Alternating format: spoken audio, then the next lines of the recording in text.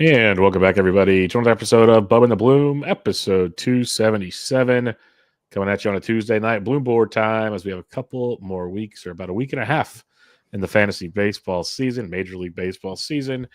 We're going to keep it going for you here. Before we get to all that, you can follow me on Twitter at BDentric, the podcast at Bubba Bloom Pod, and on Patreon at patreon.com/Bubba Bloom.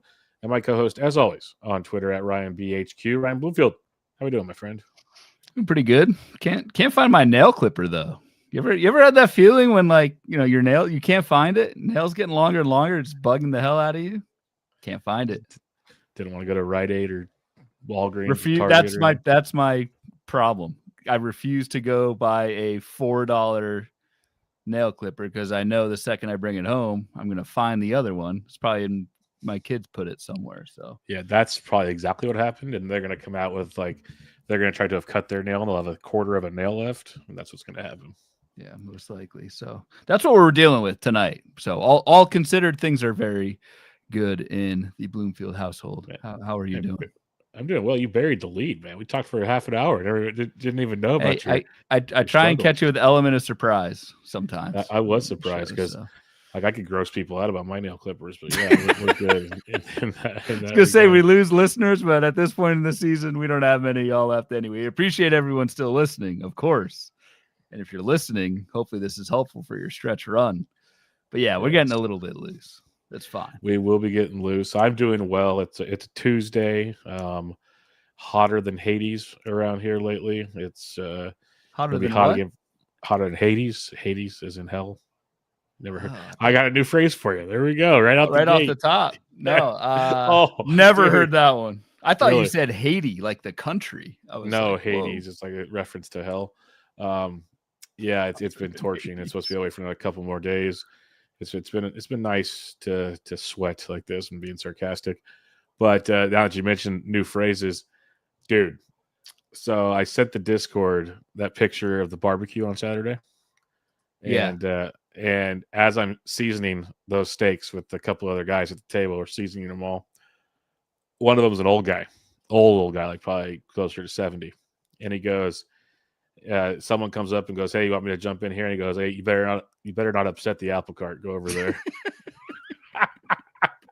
I almost dropped what I was doing. It was so good. So good. Man, that's ridiculous. Yeah. Hotter than Hades. Wouldn't have guessed that.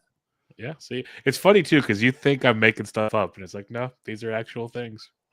It's biblical. Hades? Is there like a book of Hades? No, there's no book of Hades, but they talk about that in the Bible. Talk to your father. I guarantee you, he knows these. Guarantee you, he knows all of these. Yeah, I'm down a rabbit hole. Let's get out of it.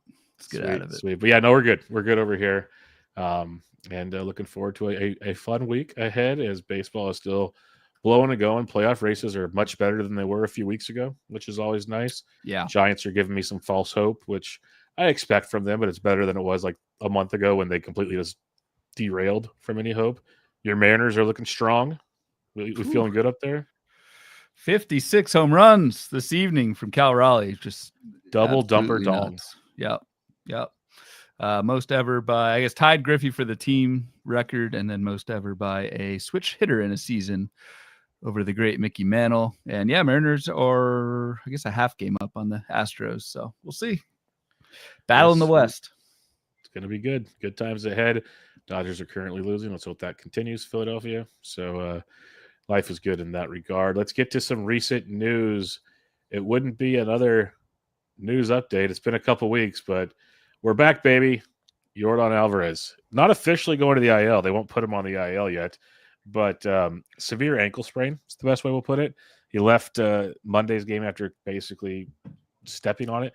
I referenced it as his cleats were above his ankle, the way his ankle twisted at one point. And they did an MRI, Brian, but typical Astros fashion. Didn't tell us the results, just said it's severe and he's going to be out for a while. So what are your thoughts here? Well, what's his name? The Astros manager got all pissy when they asked him about it. Did you see those quotes? Oh, yeah. He was quite annoyed by the in-depth questions. God forbid a team that doesn't give any in-depth answers. They get in-depth questions. Yeah, that was not a great look. Also not a great look. The actual cover image to your news and notes article on the Patreon is Yordan with a circle around his ankle doing that. So Yeah, tough. Even if you're in an IL league and Jordan doesn't officially get put on the IL, he's done. You can drop him for the last week of the season. In terms of like replacements, I mean, Jordan was mostly DH. I think it's just going to be a kind of a rotational thing. Like Tuesday night, Yiner Diaz was able to DH, so maybe he picks up a couple more plate appearances the rest of the way. Maybe Zach Cole, who was called up this past week playing corner outfield. It's just one spot for maybe Cam Smith. Those guys kind of rotate through, maybe get an extra game or something, but no real ad or any kind of fallout, in my opinion, fantasy-wise. Yeah, I think Zach Cole is the biggest winner in this scenario. Like, he was already getting some playing time, but I think this kind of locks him in to the mess that is in the outfield because guys can move around, guys can DH. To your point, maybe he platoons with Cam Smith. But if you just look at the rest of the Astros schedule, there are some nice situations here because next week the Astros play 3 in Sacramento and then 3 in Los Angeles against the Angels and potentially face all right-handed pitching, which would bode very well for Zach Cole if this does turn out to be something. And he might have already had playing time. Let's not get crazy with that. But I think it just locks him in to more playing time with Jordan out and more moving pieces around there. So I like that. There is another weird scenario if people like a catcher too. He hasn't been hitting good in a while, but Caratini DH'd all the time when Jordan was out the first time. Yeah. So that's another guy to keep in mind. Like he might be the one that like lucks into more at bats, but he's also not swinging it well. So who knows what the Stros do? But I think Zach Cole, this just kind of locks him into playing time is what it feels like to me. Yeah, beware if you're bunching batting average. Zach Cole had 36% K rate in AA this year, 28% in AAA. Smaller sample there, but tons of power. So and speed, and speed. Yeah, good call. So it's all categories at this point. So just take a look and see if you're there. But yeah, good point. Zach Cole, playing time should be there for sure, especially with that nice schedule and a bunch of righties. All right, bad news in Toronto. Bo Bichette got his second opinion. He's out for the rest of the season with his knee injury. They're still hoping to get him ready for the postseason. You can always hope in one hand and something else in the other and see what happens. But maybe they'll get Bichette back in due time. There are some interesting fallouts here, but I'll get your thoughts on this first.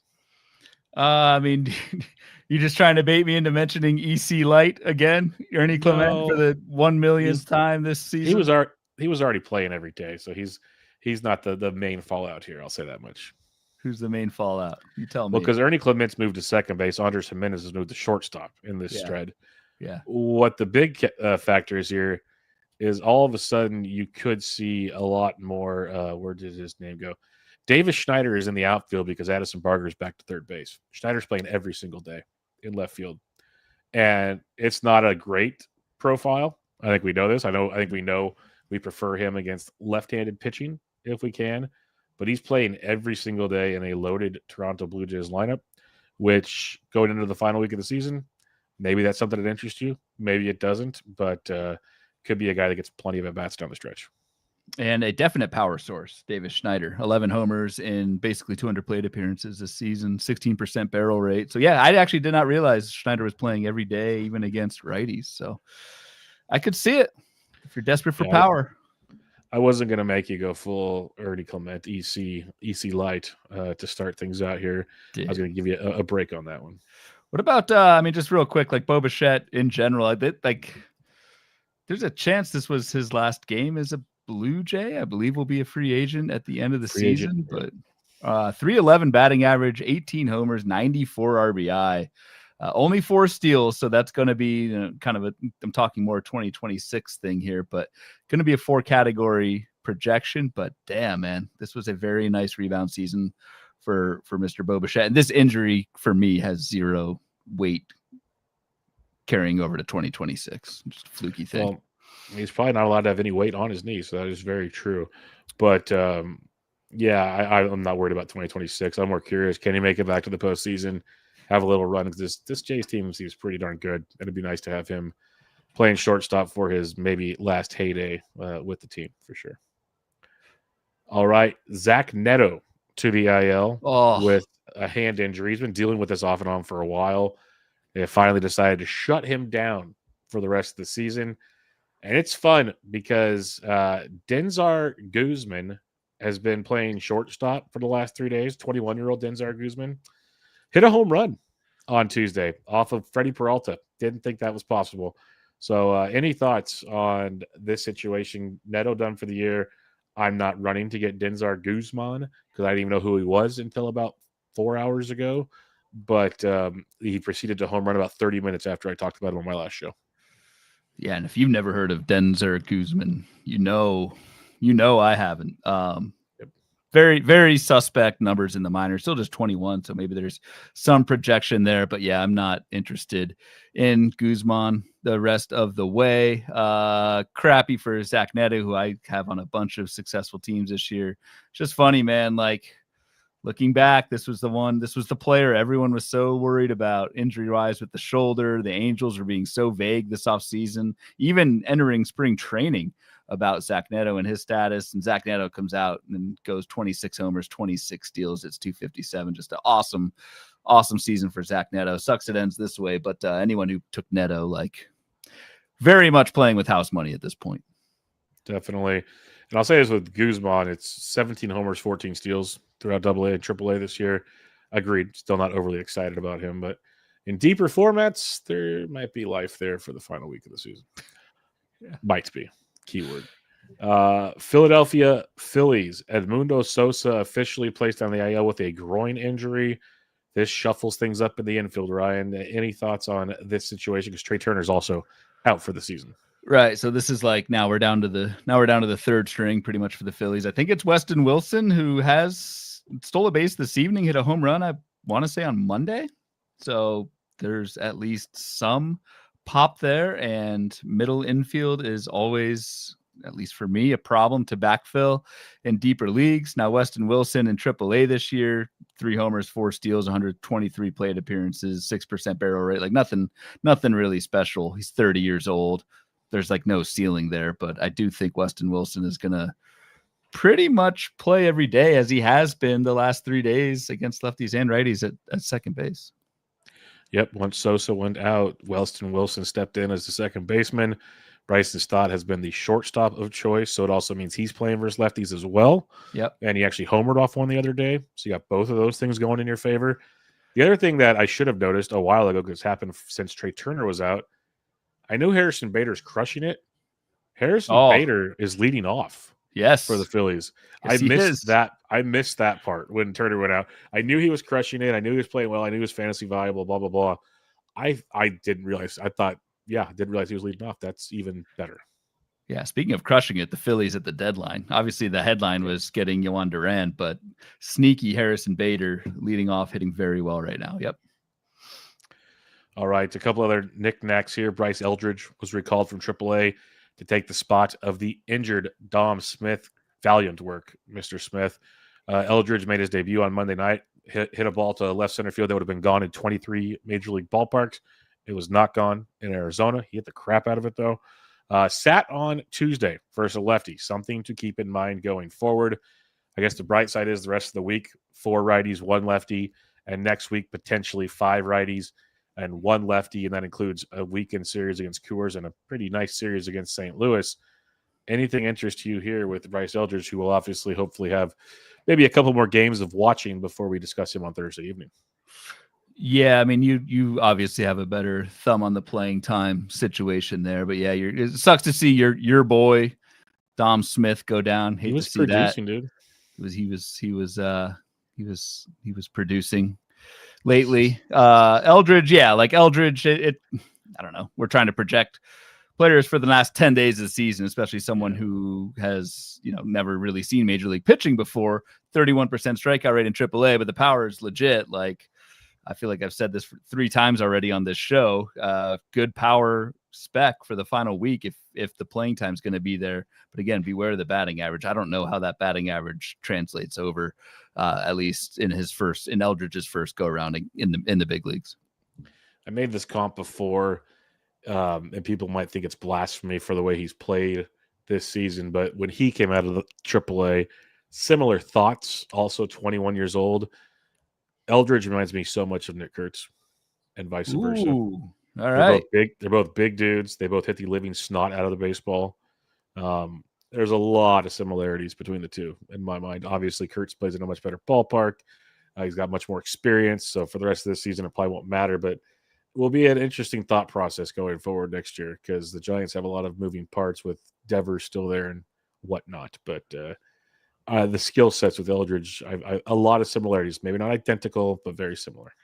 But if we use the transitive property, does that also mean he comps to Jack Kaggs? No, he hits the baseball. There's a difference. So does Jack Kaggs, dude. When? Decent K rate. He just hits it on the ground. Okay, so he's Eric Hosmer. Gotcha. Oh, God. Same jersey, too. Yeah. No, I like Kaggs. I like Kaggs. Kaggs is young, too. Kaggs is young also. But, yeah, it's probably not fair to – but I'm just thinking before Kurtz came to the Bigs, there was a lot of parallels to the way their minor league careers have gone. Let's put it that way. Yep. And then the Toronto Blue Jays, not like they're the best team in the American League, one of the best teams in all of baseball, cruising to the AL East and potentially a bye in the postseason. They just called up a stud pitching prospect in Trey Yesavage, who made his debut in Tampa Bay on Monday. 5 innings, 1 run, 9 Ks, 19 whiffs in those 5 innings. Yeah. Absolutely filthy, Ryan. So any thoughts on this? I mean, how could you not, if you're have any money left and need pitching, how could you not spend like everything you have for the final week? Like just given what we saw from Yesavage and how quickly he has risen through 4 levels of the minors this season and pretty much not even blinked at any level. So yes, like obviously Toronto's grooming Yesavage for a postseason spot, but that also means I think he'll get plenty of run for the 2 starts he's got left. He will start, unfortunately for weekly fab people. Next start lines up at Kansas City on Sunday, so that's not great. Beautiful. And then, I mean, the matchup's beautiful, but you can't pick them up in weekly leagues for it. But if you're in like head-to-head weekly pickups or whatever, or daily pickups, like absolutely grab Yesavage as quickly as you can. His last start would be the last weekend of the season, potentially the last day of the season against the Rays. So again, you have no idea what the pitch count's going to be for that one. But man, dude looked incredible. Yesavage did in his debut. And it's all speculation, but I don't think the pitch count's effective for him. Going to they should have a first round bye. B, it's going to be Gossman, Scherzer, and Bieber are the big 3. So Yesavage might not even be in the postseason rotation. When they called him up, they said there'd be no limitations on him. Obviously, that's for the first start, maybe the second start. I think if for the Jays, if they have things locked up, who better to pitch than Yesavage on Sunday to get more reps at the big league level and see if he can go 5 or 6. Good point. I think I don't think there's anything. Well, there's always something to worry about in the last weeks of the season, but out of other guys we will discuss in the next week of podcasting, he's one of the, I guess, ones I'm more confident in. And probably the priority ad over any other starting pitcher we're about to talk about on these BloomBoards this evening. We're scraping the bottom of the barrel, folks. September 16th, 17th, based on when you're listening to this. But we're going to do our best with some pitching ads. All right. Speaking of said ads, Ryan, why don't you pull up this BloomBoard that we have tonight, this interactive BloomBoard, to see where things get rocking and rolling. Yeah. So again, we didn't lose people over my fingernail comment and now marketing this episode topic. We've still got a few people left. So basically what we are looking at, the BloomBoard we're pulling up, this is basically a version of the starting pitcher planner that's available to everyone who joins the Patreon, and I update every day. All I did with this is I added on ownership rate. So I wanted to get pitchers who I think are going to be free agents. These are less than 50% owned in Fantrax leagues. And basically all we're looking at is over these next 2 weeks, what are the matchups? This board is, for those watching, this board is ordered by the easiest matchups, just like it is on our weekly planner tool. Easiest matchups at the top based on the opposing lineups, WRC plus against that handedness of pitcher, if that makes sense. So that's what these numbers are for start 1 and start 2. And then they're all just kind of sorted by the average of the easiest WRC plus, the easiest lineups that they're facing. Got some year to date skills on here, but basically what we're going to try and do tonight is just talk through like what we think of a bunch of these names. Do we think they're going to pitch these last 2 weeks? Is their team in it? Yada, yada. So the goal is to just try and give you all some some names to consider for the last 10 days. Mitch D in the chat got me good. Tonight it's a BloomBoard because you're in Hey, Google yeah. Sheets. So that's pretty good. I like that. It's pretty good. Well done. All right. We'll start at the top here, and it goes with a name that I looked at this past weekend for the first time going, who? His name's Mitch Ferris of the Los Angeles Angels of Anaheim. Mitch has made 3 starts with the Angels this season, coming off a disaster against the Mariners, but 2 really good starts prior to that against the A's and against the Royals. I want to emphasize the Royals here. Mitch Ferris, very low roster rates across most formats you're going to be in. Gets great matchups this week. He gets at Coors over the weekend, but next week when you can potentially pick him up in your weekly leagues, gets said Kansas City Royals, a team that offensively is not great at all, especially versus left-handed pitching. So what do you got here, Ryan? And that's why Mitch Ferris is number 1 on this list. And I do want to reiterate, number 1 on this list does not mean that this player is as Shohei Ohtani homers in the same game. He took a no-hitter through 4 innings, which is unbelievable. This is not ordered by the top guys to add. This is just ordered by opponent quality. So Mitch Ferris is not the best pitcher on this list, but he does have the easiest schedule over his next 2 starts. So I actually don't mind it. Mitch Ferris in Double-A this season, 17% strikeout minus walk, missed a ton of bats, 15% swinging strike. And if you're adding him in weekly for that Royals start, you can see right on the board here, the Royals have a 79 WRC plus. That is Oregon Duck green. That is terrible from an offensive standpoint, great from a matchup standpoint. So I would not mind rolling with Mitch Ferris, certainly for the last start of the season, but also in weekly if you're able to get him against Colorado. Colorado is awful against lefties. Yes, they are one of the best matchups, pitching situations over the last 2 weeks. And this brings just a joyful tear to my eye. He's the cover boy of the YouTube art too. So, I had to throw that in for you, my friend. Absolutely beautiful. Patrick freaking Corbin, who I know it's people go, not again, but it's hey, if you told me that you could roster Patrick Corbin, get a 4.23 ERA on the season, you'd be pretty happy. A 4.39 Sierra, not bad. The Ks are not ideal, but still a 12.4%, a 20% K rate for Patrick Corbin. Let's just talk about that. That's more than I think most would have expected from Patrick Corbin. Now you got him coming up this week. He faces Miami over the weekend. Obviously a phenomenal start. And then next week you get pretty much the worst offense in all of baseball in the Cleveland Guardians in Cleveland. Patrick Corbin, I love him, and I might ride or die with him one more time in my 15-team leagues.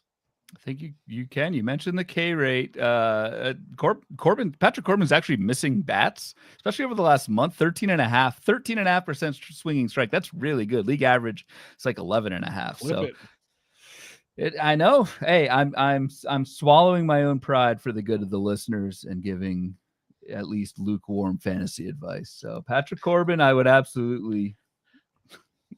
throw him at Cleveland. Why not? There's going to be a lot of names here that you're going to see Cleveland and Kansas City involved. I think if memory serves me correctly, that's going to ring some bells for potential guys coming up here. I want to get your thoughts on all of these, but this one for sure, because I'm so torn on Peyton Tolle of the Boston Red Sox. Great in his first start, struggled in his second. He's been in and out of the rotation. They kind of just use him when they need arms. So he's scheduled to pitch this weekend against Tampa Bay, a Tampa Bay team that struggles versus lefties. Problem is, I don't know how deep he's going to go. I don't know if he's actually going to make the start. Is he the piggy? I have so many questions with this start. And I still so this planner does not take into account ballpark, so it is at Tampa. I don't love that, but I think by far the biggest thing is I have no idea. It's exact same concerns that you had, Bubba. I'm not looking to add Peyton Tolle really at all, because if you need ratios, I'd rather just go with an elite reliever. If you need wins and strikeouts, I don't think Peyton Tolle's going to give it to you just based on how he's been used with Boston. Maybe that changes if they come out and say Tolle will piggyback behind Kyle Harrison or some other something. But as it stands right now, even though Tolle is number 3 on this list, I'm not adding him. All right, the next pitcher on this list faced the Miami Marlins on Tuesday evening. Went 5 2/3 innings, allowing 6 earned runs, 8 hits, 1 walk, and 1 singular strikeout on the evening. He has 2 interesting starts coming up at home this weekend versus that was actually no, I'm reading wrong. He has the Angels this weekend. That's what he has. And then next week he's in San Francisco against a Giants team that's slowly hitting better. I'll say that much. Still has a 78 WRC plus versus lefties. Ryan, out of curiosity, are you rostering Kyle Freeland? Man, in my younger years, when I was young, stupid, and naive, I might have gone for it. I see all this green on this board and I get mesmerized and I add Kyle Freeland and then I hate myself 4 days later. So no, I am not adding Kyle Freeland. I mean, I'll throw it back to you. Like, is that Giant start at least like in that park against lefties? I know they have been hitting better. If you're desperate, I'm still not doing it, but I'm curious your take from a Giants perspective. You're already shaking your head, so I wouldn't right now, just because I don't know. They're not going to be putting the slouches out there. I know that much because they're still trying to compete. Yeah, because that Freeland starts Saturday. Well, they might be out of it by Saturday, but still, you're going to have like Encarnacion's back up. You're going to have Flores. Maybe they call Matos back up for the weekend if they're out of it. Casey Schmidt. There's a lot of options to do some damage in that lineup, and Kyle Freeland has fooled us. It's been very he allowed the 6 runs today, but then he's coming off of 1 earned run over 5 2/3 versus the Dodgers, 8 shutout innings versus the Padres. Then he got tossed before he even got an out against the Giants. 3 earned runs, 5 earned runs, 2-0. If you look at his, this is your guy too. He's a tool. If you look at his game logs though, if you're just a game log hunter, he's actually been quite serviceable. I will admit that. Like very serviceable. I will never throw Kyle Freeland. It's just like a rule of mine, even before he was a tool. I just never threw him. But I could see where that start in San Francisco with his recent results becomes appealing, and he's probably going to be widely added in main events this weekend because no one else owns him yet because you shouldn't. Dude, I did not even think about that. There's a chance Kyle Freeland just drops the mic at the end of 2025 season, just nails Devers, and then call it a year. Call it a year. If he does that, Adames might finish off what he was about to start the first time. Let's put it that way. Call it a seat. Head on back to the house. If you're Adames might be suspended for the first week of the 2026 regular season if this takes place because he was very close to connecting from an over-the-top blow the first time, and then Freeland went crying and hiding like a little girl. I don't think that happened. If he does it again, it's curtains. I might have to get tickets for that game on Saturday. Might be worth it. Yeah, I'll get you a Freeland jersey that you can wear to the game. No, never. I'll burn it in the parking lot. All right. Another guy that you see this green, Ryan. No, we don't need to do Kyle. Yeah, it looks so great. We can just move on from Kyle Hendricks. Yeah, good. Yeah, we can move. You don't want Kyle Hendricks. Yes, he has an easy schedule. No, you should not start him. Thank you. Carson Wisenhunt, not even sure if he makes these starts. Just going to specify he's throwing a minor league game, I think, Wednesday. So he's definitely not making the Dodgers start. Maybe he comes back next week when the Giants need pitching. So we'll just skip Carson Wisenhunt because we're not sure on what's going on there. But Caden Dana is one I'd like to talk about. It seems we talk about him a lot lately because he just got called up super young, 21 years old. Lots of quote-unquote prospect pedigree, but the results have not happened this year in AAA. Give up 5 runs in 3 2/3 versus the Royals today. Makes it really tough to roster him, even though he's got some really good matchups at Colorado and against the Houston Astros. Yeah, for me, it's you see this rare steak red 44% ball rate. Like Caden Dana has no idea where he's. The 44% ball rate is awful. League average is like 35, 36. So Caden Dana has a 15% walk rate on the season. So that is 11 walks in 15 innings. I don't see that getting any better. And honestly, it doesn't matter what your matchups are if you have no idea where the ball's going. So maybe that's a little harsh on old Caden Dana because, like you said, there is maybe some long-term prospect reason to be excited, but certainly not for the last 10 days of the season. All righty. This is probably so far the best pickup on this entire sheet. Should have picked him up last week already.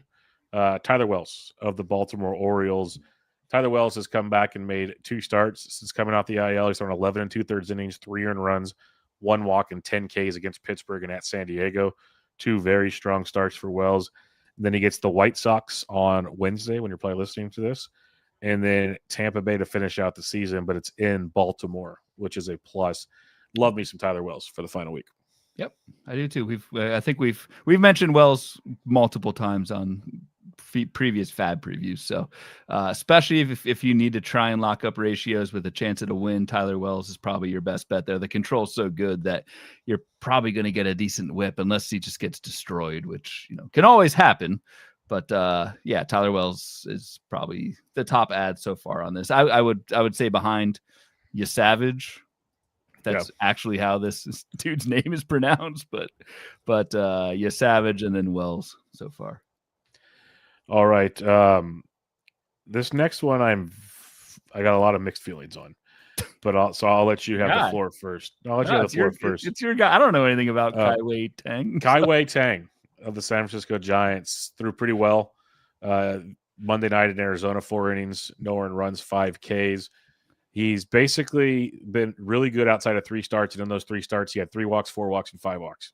When he has control issues, things go downhill. He still has only allowed 1 home run over his 26 2/3 innings. Ball stays in the park, but he has a 380 BABIP. The ball gets put in play also and then he walks guys, bad combination across the board. So if he limits the walks, things are good in that regard. Other concern I have, does he go deep enough? He's gone over 5 innings twice. He's picked up wins in both of those outings. So you got that going for you as well. He gets the Dodgers this week. Do not start him in that one, please. If he pitches well, awesome. But the one I'm looking at, and part of me says he should go 5 unless something goes haywire, is the Rockies the final week of the season. I say he should go 5 because the Giants have no pitching right now. Like, it's dreadful. Like, and if they're out of it especially, they're going to let him go. Like last night, Melvin micromanaged it because they're trying to compete for the postseason still. I love Kai-Wei Tang. I think there's a lot to like here. If you dig into his minor league numbers, Ryan, he was outstanding. They look great. Yeah. Outstanding. Yep. Like the strikeout rate, the K to walk. This dude was very, very good. And I think the biggest question is, does he go deep enough to get you a win? But if you want ratios and strikeouts and his prey doesn't walk the farm, he's going to get you those and potentially a win. So love Tang. Yeah, so I feel like this is somewhat of a play, like if you're chasing somebody as opposed to try and hold a lead, because I just think it's a high ceiling for Tang for this last start. It's also a very low floor. We just don't know if the control is going to be there. If the control is there, this matchup is awesome, and yes, he probably will pitch deep into games. So I don't want to say I'm convinced, but if I'm trying to chase somebody and I'm throwing Hail Marys, throwing darts out there, Kai-Wei Tang is pretty high up that list just because of the strikeout upside and the opponent. I mean, Road Rockies is that's what you want right now. Agreed. All right, let's get BloomBoard, everybody. AJ BloomBoard, who is in the Astros rotation. They are saying he's going to keep the rotation spot for the injured Luis Garcia. We'll see if that continues on. He faces the Angels on the final week of the season. He pitched on Tuesday, only threw 3 innings, though. That's, I guess, the concern. Is he stretched out? So where are you at on AJ BloomBoard, Ryan? Because the matchup is really, really good. Matchup's really good. Even at 7 strikeouts in those 3 innings on Tuesday. So you do like that. I just don't think you're going to get a win from AJ BloomBoard. I do think he's probably going to make the start just because the Astros need to finish things out, and they need all hands on deck. And AJ BloomBoard pitching well right now is a good thing for them. So the problem is wins, quality starts, basically no chance of that. But you could pick up 5-7 strikeouts, which is more than a middle reliever will probably get you in a week. So if you need Ks with I think a pretty decent shot at good ratios, AJ BloomBoard is a decent pickup for that last start. I'll just ask you, are you trying to Mitchell Parker or anything? No, I'm not. The skills are just too bad, in my opinion. Like he's rated out like matchup wise so well for like 2 months, it feels like, and none of it turns out well. It's unbelievable. So yeah. I mean that's you and Tid's boy. I'm not going there. That's Tid's boy. And to be fair, Tid's like a top 10 in main event overall. So maybe I should be more interested. Andrew Alvarez, another guy where I brought him up on the Fab Sugar, like who? And I get it. The ratio, the whip is not ideal. He's overachieving. But when you look at Andrew Alvarez, he faces the Mets and the White Sox. Any interest here? Not really. I mean, I just look at the skills that are right here on the sheet, and he's not missing bats. Andrew Alvarez has a 9% swinging strike. He's not throwing strikes.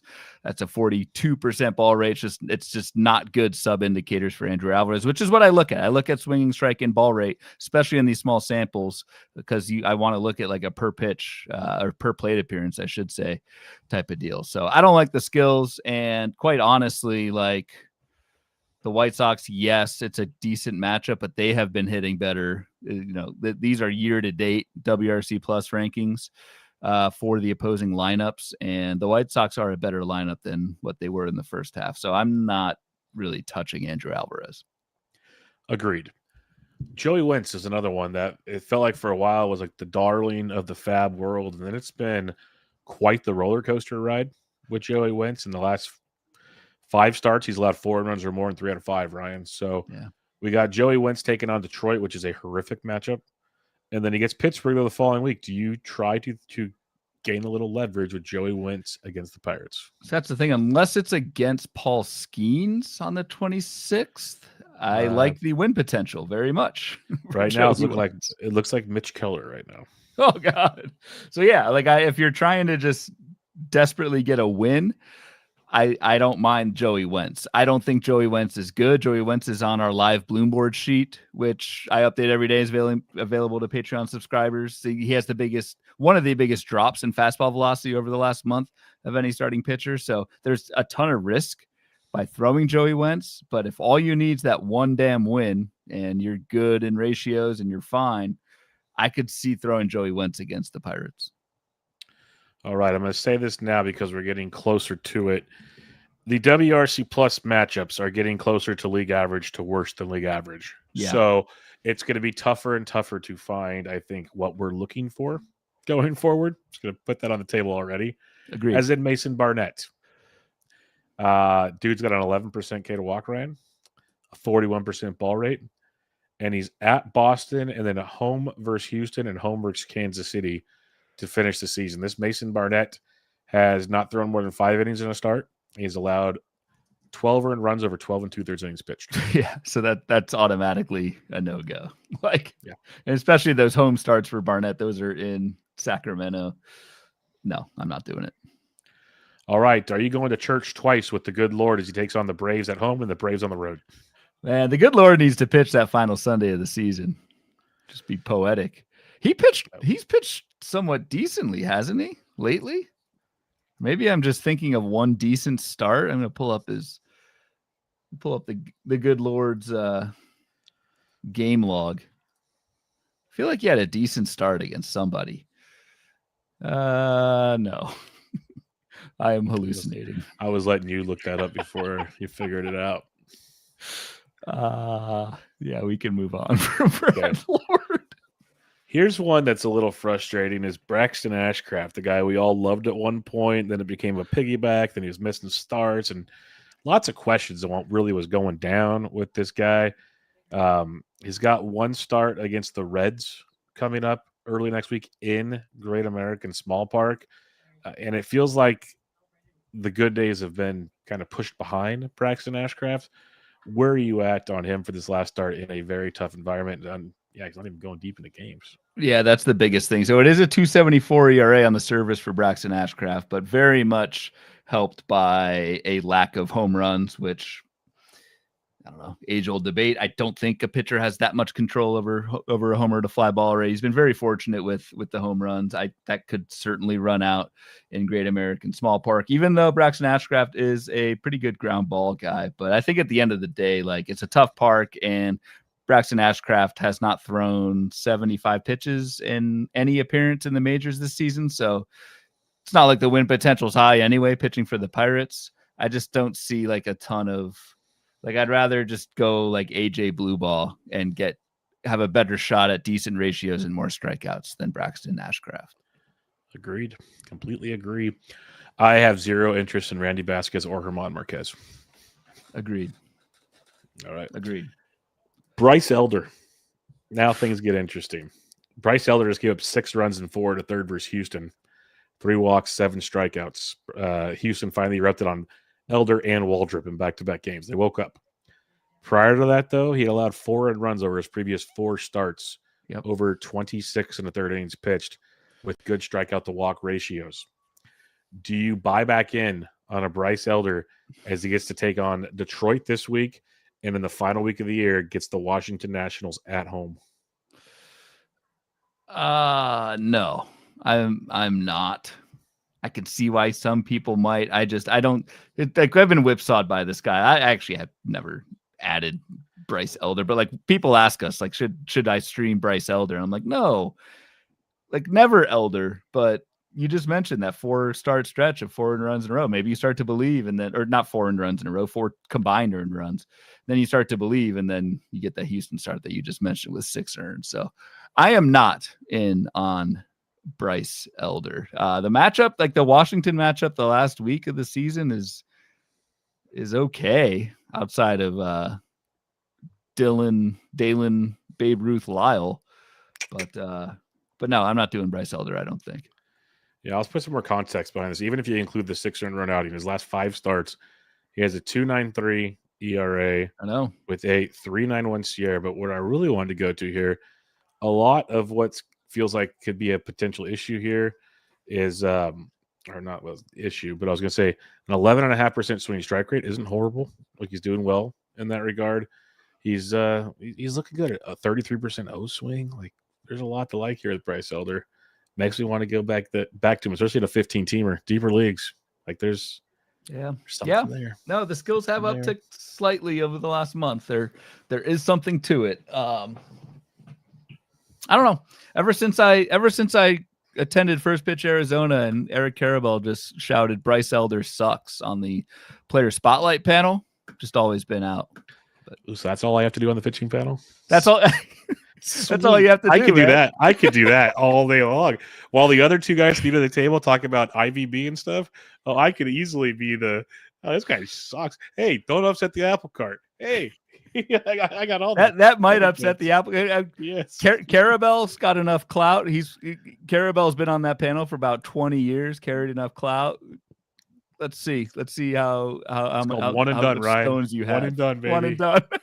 One and done. But yes, there is an avenue where that's all you need to do, man. See what happens. We're in. All right, Slade Ciccone, a guy that I pretty much gave up on after stuff really hit the fan.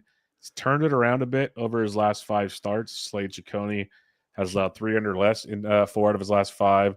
He has a 4.06 ERA over his last 5, Ryan, with a 4.07 SIERA and a 15.1% K to walk. Slade Ciccone is scheduled to face the Minnesota Twins this week, and we are not sure if he has another start next week. So what are your thoughts on Mr. Ciccone? Yeah, maybe it may just be nothing because that's a Saturday start, so there may be nothing for next week. I don't know. I've got Ciccone in the kind of Bryce Elder tier. Not as many strikeouts even, but probably some better control. But I don't know. Just another 15-team prayer. Slade Ciccone. Yeah, it's interesting. They're letting Parker Messick stick in the rotation instead of Slade Ciccone. Oh. Well, Messick's been good, hasn't he? Or has he fallen off lately? No, he's been fine. I feel like Logan Allen sucks.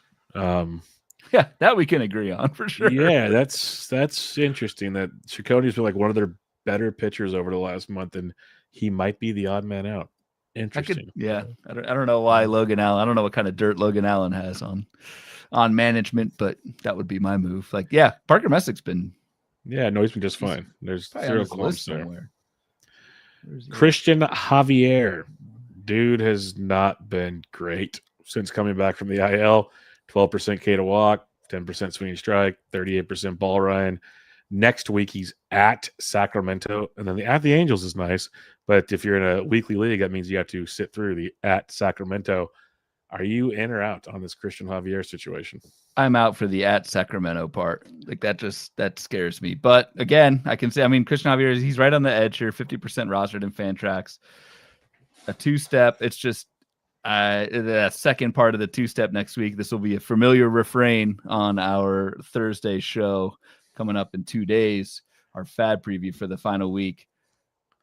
Like, what does that at Angels start even look like? Does he throw? I just think the bulk of Christian Javier's last week is going to be in Sacramento, and Christian Javier, Sacramento's not the best combo out there. No, it's not the best. Houston might be fighting for the postseason, though, so you never know in that regard.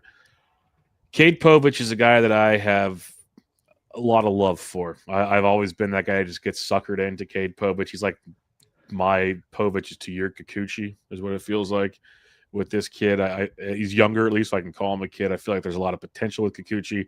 Strikeouts are always there. Walks are always a concern. But he's been really good, at least serviceable over his last 6 outings. We're seeing a 4.60 ERA, but the Sierra is much better, 3.87, and more importantly, almost 16% K to walk. Povich has the Yankees this week. I'd avoid, but Tampa Bay next week in Baltimore is outstanding. Agreed. And I think for that reason, like I'd take Cade Povich over Elder or a 2-start Javier or a Slade Ciccone. Like I agree with everything you just said. Cade Povich has pitched better than the results have led on recently, and it's a great matchup against a Rays team on the road that struggles against lefties. So for all those reasons, Cade Povich, pretty decent stream for the last week.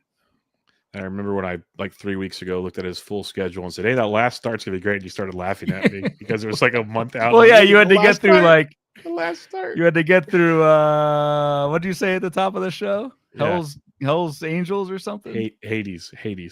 You had to get through Hades to get there. So you go through Hellfire and Brimstone to get there. There you go. All right. I have no real interest in Kydar Montero because I don't think the Tigers know if they have interest in Kydar Montero. And nor do I. Okay. This one, holy heck. Simeon Woods Richardson coming off 6 shutout innings with 11 Ks versus the Yankees. The dude actually has 24 Ks in his last 3 starts over 16 innings, Ryan, allowing 5 earned runs. Not sure where this has come from at all. Absolutely baffling, Ryan. But with that said, he gets the Guardians this week, so maybe late unless you're in a daily league. You can pull that one off. But you get the Phillies next week. Is it still worth it for the Phillies next week? I don't know. It's interesting. So Wood Richardson pops on the live BloomBoards for a pitch mix change over the last 30 days as well. So there's been some type, I don't know, I'm not going to look it up during the show. There's been some type of change to Wood Richardson's arsenal. He's agreed, man. Like missing a ton more bats lately. Looks really good. The problem is at Philly. Like, dude, that could be death. I know Philly has clinched, but like, they're still gonna. Yeah. Well, I don't know. It's the last day of the season. Yeah, it could be. There are so many variables. I actually might throw that because I don't think Philly plays their starters. They maybe give them an at bat or two, and then that's it. Yeah. Or maybe not because they get a bye. I've already gone back and forth 8 times. And the problem is that mindset, not that I'm disagreeing with that mindset, was much easier to say happens when the rosters were expanded to like 40 over last month. Yeah. Only adding 2 players, you kind of still have to start a good chunk of the guys. Yep. You kind of the math alone, you cannot rest all of your starters. The math ain't mathing fully on that one. Ain't mathing. But I don't know, man. That's a tough call. More importantly, from all this gibberish we've given you this evening, trying to figure out who to start the final week, just the Simeon Wood Richardson, just that little discussion in my brain makes me want to be very curious for 2026. Dude's 24, and he had that big profile coming up. Like, everyone was all excited, and he really never panned. Like, did he figure something out? Did they figure something out? Can it be carried over? Like, there's a lot of questions I already have, and we're not even there yet. But the fact he made the pitch mix change, and, dude, that was always his problem. He was like Brian Bayo, just didn't strike. Same thing, didn't strike guys out. So it was tough for fantasy. If he's striking dudes out, you can suffer a few 4-run outings. Like, that's fine. So interesting. It's not only a pitch mix change for Simeon Richardson. It is a new pitch, split finger, throwing split finger. Almost a quarter of the time in August and a quarter of the time in September, and basically barely threw it before that. That's actually really interesting to me. Interesting. Huh. So, that's something to keep in mind as we dig in a couple of weeks. We start our 2026 discussions. Yes. All right.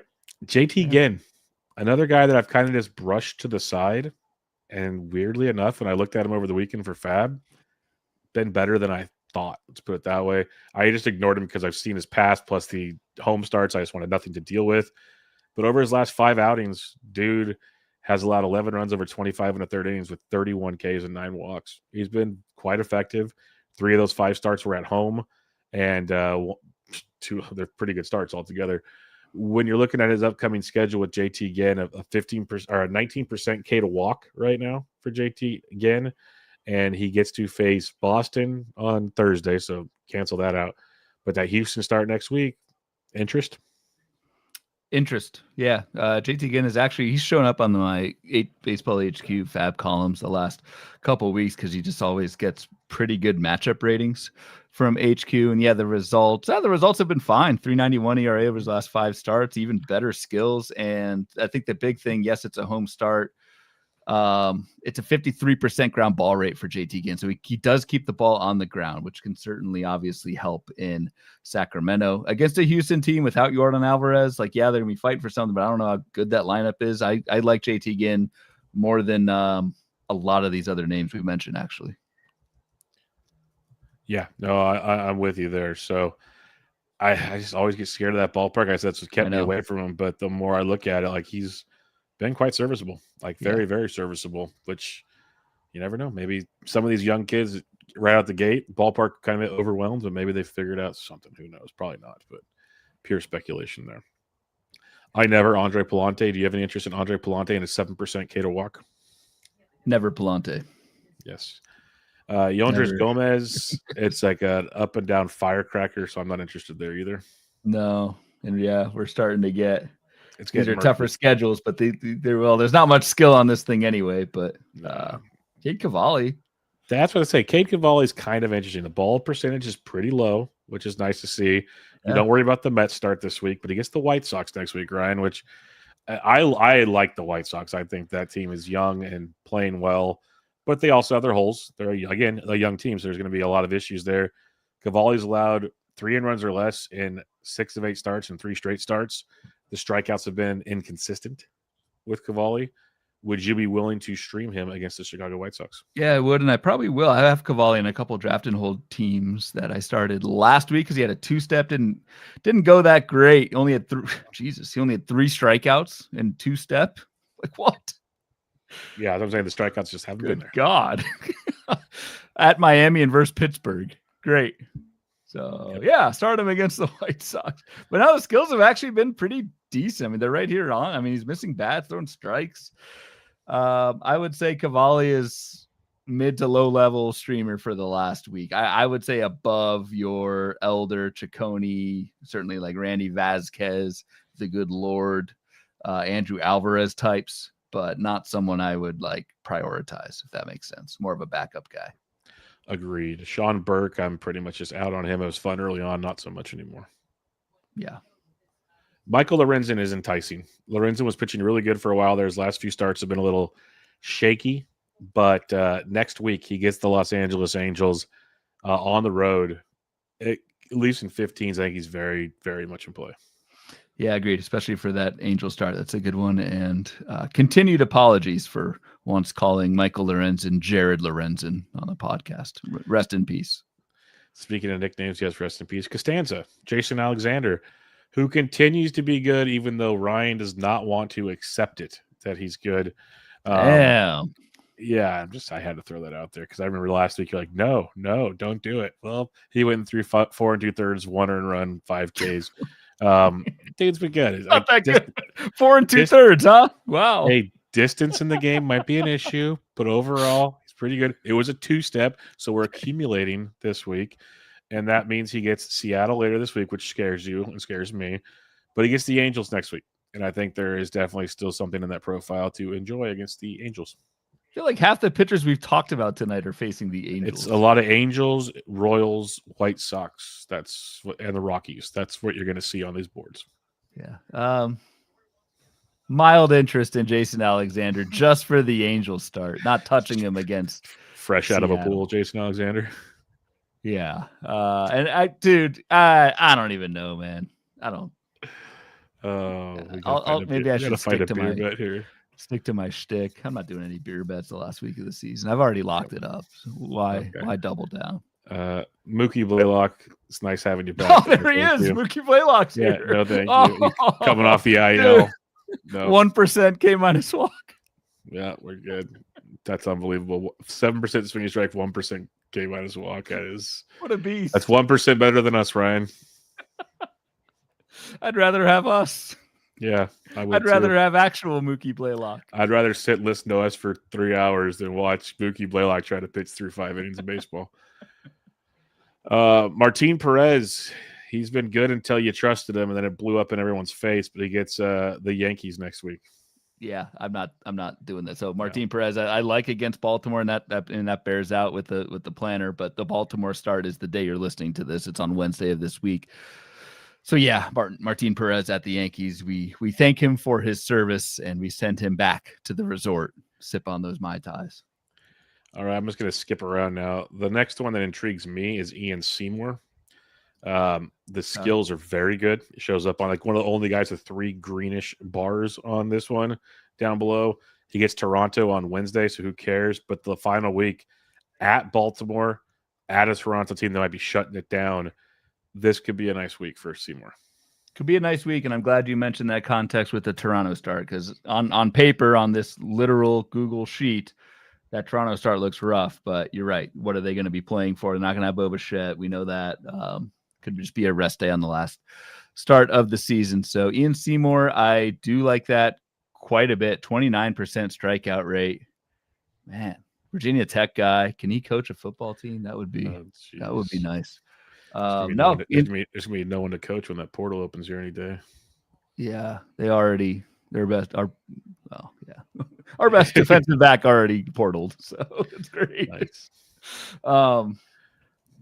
No, Ian Seymour, honestly, so far that's the best 2-step that I've seen of any of these players, because the matchups are really good and the skills are good. And I'm just going to cut to the chase here. There's nothing else I like on this board. If there's anything you like, the floor is yours. No, there's our guy. There's Brown McCade Brown. Dude, it feels like he should be in Justified season 6.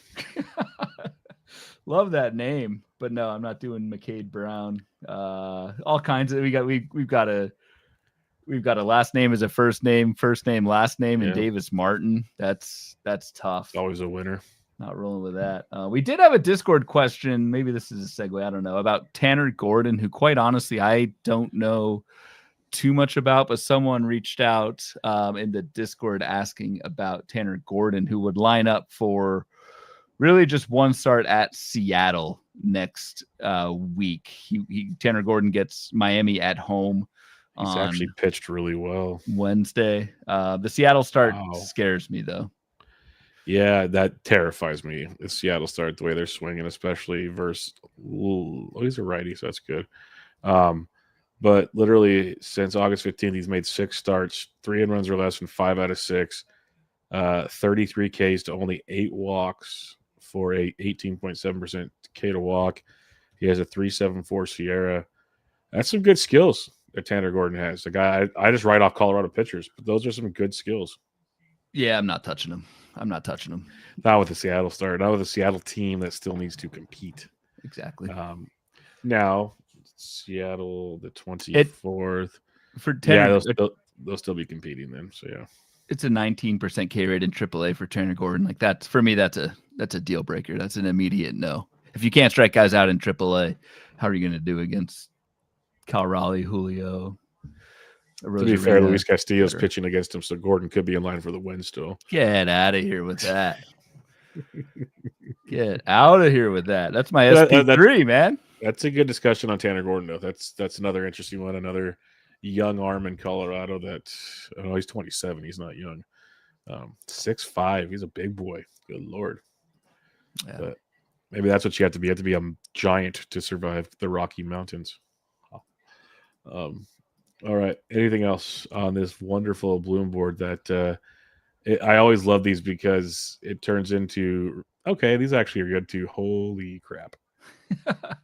No, I got nothing else. Again, for the Patreon folks, this will continue to be updated throughout. So hang with it because I know there's going to be a lot of moving parts. But honestly, I felt like we uncovered a few decent pickups. Like we go back, Mitch Ferris.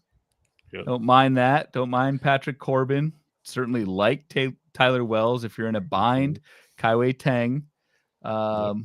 If you're desperate for a win, perhaps Joey Wentz against the Pittsburgh Pirates. JT Bryce Ginn, I Elder. liked. Cade Povich, you like. Jared Lorenzen. Yes. Costanza.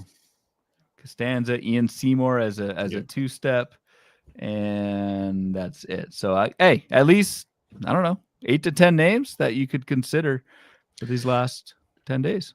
My biggest takeaway was Simeon Woods Richardson. Yeah, that was we should have big mentioned eye him. opener.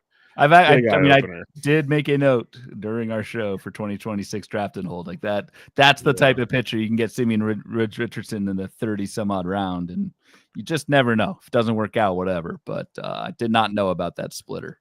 No, that's very interesting stuff there.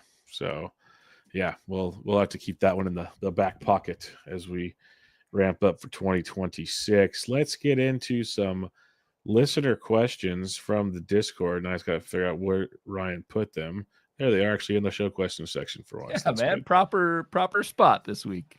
All right, Mailman Mike, are you targeting any of these guys in drafts next year? If so, who? So Simeon Woods Richardson, given that, and actually it's interesting. I just Googled Simeon Richardson splitter. Career high 11 strikeouts in his last start through 33 splitters, more than any other pitch, and a career high 36% of his pitches. So the league will adjust, but that's very interesting. Well, and we have to remember the splitter can be a very inconsistent pitch. Yes. So, yes. Also, on this list from the BloomBoard, Tyler Wells is a guy that I like a lot.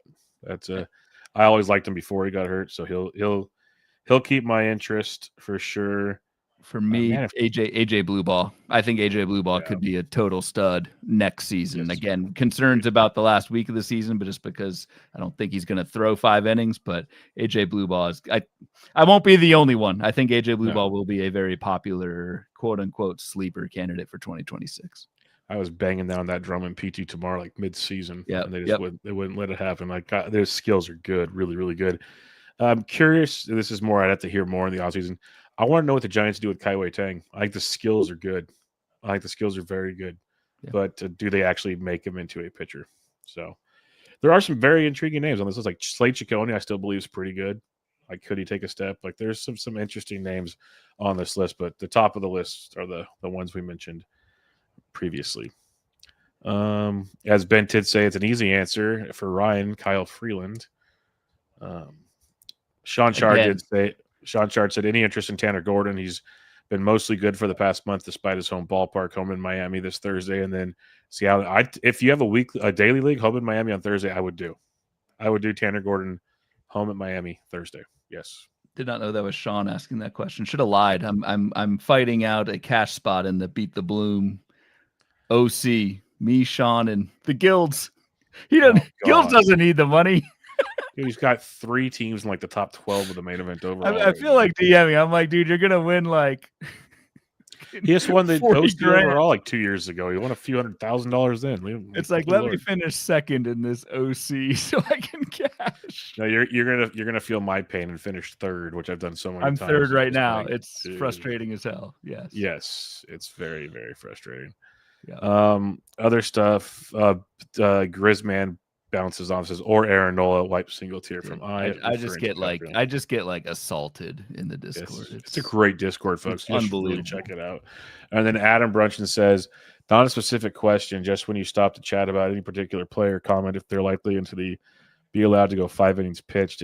In turn, maybe there's an open or follower opportunity for any of these. Thanks.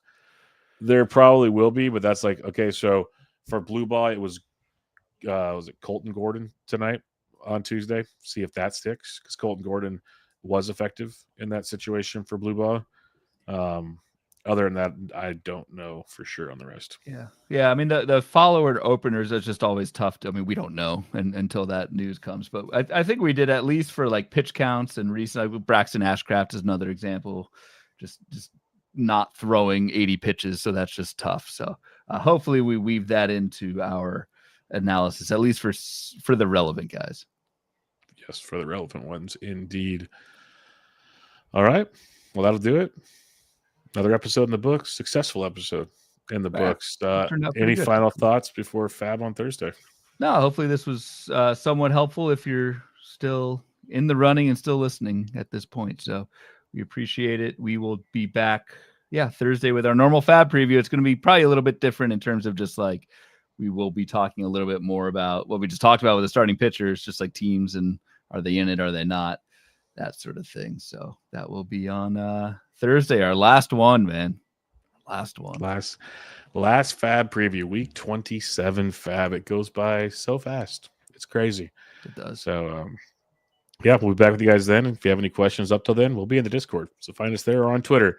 Ryan's at RyanBHQ. The podcast at Bubba Bloom Pod, and Patreon at patreon.com/Bubba Bloom.